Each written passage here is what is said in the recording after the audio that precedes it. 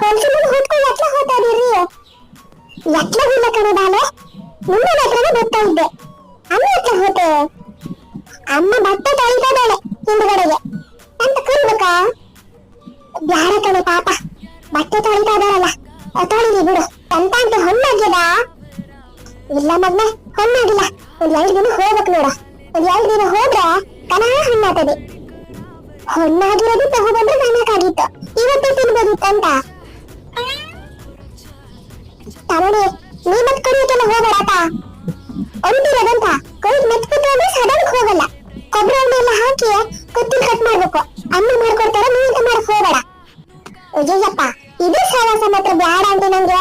ನಾ ಸಣ್ಣ ಇರ್ಬೇಕಾರೆ ಇದ್ರ ಪ್ರಮಾಣ ತಡಿಯಕ್ ಆಗ್ಬೇಕತ್ತಿ ತಗೊಂಡ್ ಕಟ್ ಮಾಡ್ತೀನಿ ಕೊಯ್ಗೆಲ್ಲ ಪೂರ ಅಂತ ಗೊತ್ತಾ